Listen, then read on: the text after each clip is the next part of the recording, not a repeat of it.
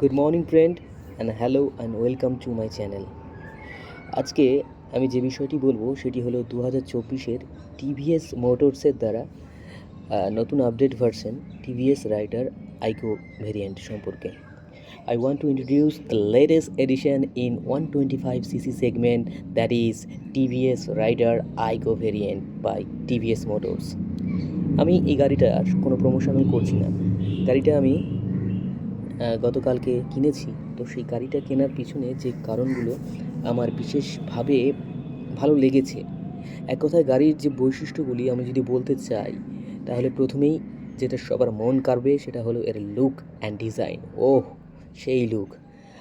আমরা TVS Apache যে নতুন ভার্সন 2024-এর সেই লেটেস্ট ভার্সনের অনেকটা এই রকম সেই রেড অ্যালয় হুইল দেখতে পাই।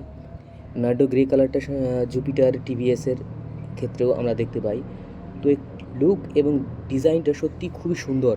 রাস্তা থেকে যখন গাড়িটা নিয়ে যাই তখন লোকজন বেশ নোটিস করে এবং দু একজন তো এসে দামও জিজ্ঞাসা করেছে, কত কী পড়েছে, কেমন গাড়ি এ সম্পর্কে। তো আমি বেশি কিছু জানি না, প্রথম গাড়ি কিনেছি। তো আগামীতে সমস্যাগুলো এখনই হয়তো বলতে পারছি না, নতুন গাড়ি বলে এখনও বুঝতে পারছি না, দেখা যাক। তবে যেটুকু আমি গাড়িটা সম্পর্কে জেনেছি শোরুম ওনারের কাছ থেকে বা শোরুমে যারা ছিল তারা আমাকে যেটুকু বলেছে সেখান থেকে আমি এই গাড়ি মেনলি এইটায় আমি স্পোর্টস প্লাস প্রিমিয়াম যে ফিচার্স তা আমি এর মধ্যে পাই। গাড়িটা দেখতে যেমন সুন্দর, তেমনি যারা বিশেষ করে শর্ট হাইট যারা রাইডার আছে না, যারা মোটামুটি গাড়ি পছন্দ করে কিন্তু একটু নিচু গাড়ি চায় আমার মতনই, তো তাদের জন্য আমার মনে হয় গাড়িটা বেস্ট হতে পারে। 5টা গিয়ারের এবং 2টো মোড, ইকো এবং পাওয়ার, সেম অ্যাজ ইট ইজ আমরা প্রিভিয়াস ভার্সনের রাইডারে যা দেখতে পাই একই আছে। কিছু কিছু ফিচার্স কেবল আমরা চেঞ্জ দেখতে পাই, যেমন এর মিটার। এই মিটারটা আগের যে ভার্সনটা রয়েছে তার থেকে খানিকটা আলাদা। এখানে আমরা দেখতে পাচ্ছি মূলত এখানে ট্রিপ 1, ট্রিপ বি এবং ট্রিপ এফ রয়েছে।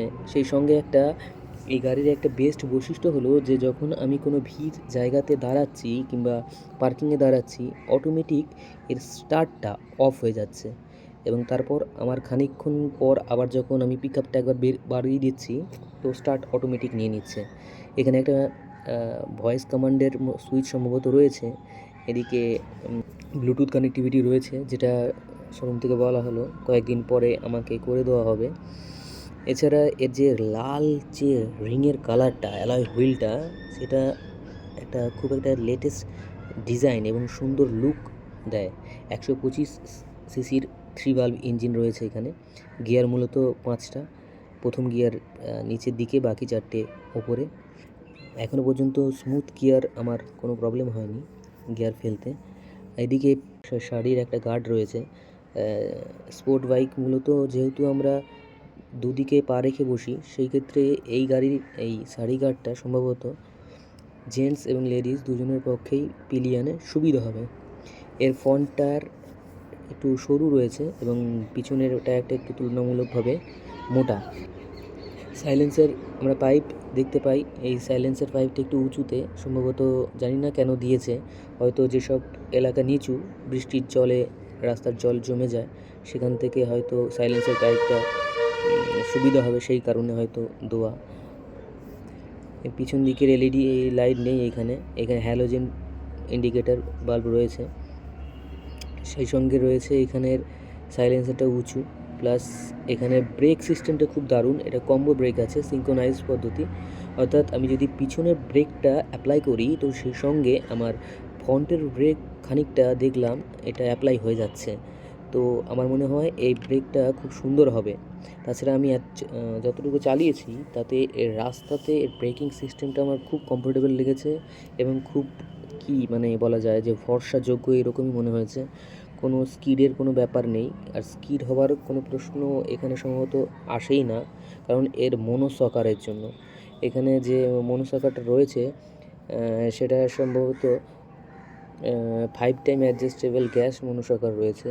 যারা রাইডার জিগজ্যাগ পদ্ধতিতে চালাতে যারা পছন্দ করে তাদের জন্য হয়তো এটা খুব কমফোর্টেবল হবে। এই কারণেই এর পিছনের চাকা স্কিড হয়ে যাওয়ার চান্সটা 0 বরাবর। এবার যদি এই গাড়ির আমি কম্পিটিশনের সম্পর্কে বলি, তো বাজারে অনেক গাড়ি রয়েছে, হন্ডা এসপি 125, এনএস 125, এক্সট্রিম নতুন 125, যার সিঙ্গেল এবিএসও রয়েছে। তো সেই তুলনায় এখানে আমরা টিভিএস রাইডার আইগো কেন প্রেফার করব? এটা একজন মানুষের একান্ত ব্যক্তিগত ব্যাপার, এটা আমি জোর জবরদস্তি কিছু বলছি না। আমার যেহেতু এটা ভালো লেগেছে, এর লুক, ডিজাইন, হাইট মেনলি এবং মনোসকারের জন্য, তো কারো কারো হয়তো যাদের হাইট ভালো বেশি আছে তারা এক্সট্রিম 125 তারা নিতে পারে, কিন্তু হন্ডা 125 এটা আমরা সেই পুরোনো দিনের থেকে একই টেকনোলজি, জাপানি টেকনোলজি ইঞ্জিন সেই রকম আমরা দেখে আসছি। কিন্তু বর্তমানে সময়ে দাঁড়িয়ে যারা নতুন কিছু খুঁজছে, অর্থাৎ একই বাজেটের মধ্যে টিভিএস রাইডার এক নতুন নতুন ফিচার্স নিয়ে একটা তাদের জন্য একটা ভালো একটা অপশান হতে পারে বলে আমি মনে করি। ধন্যবাদ সবাইকে। Thank you for watching this video. Tata, জয় হিন্দ।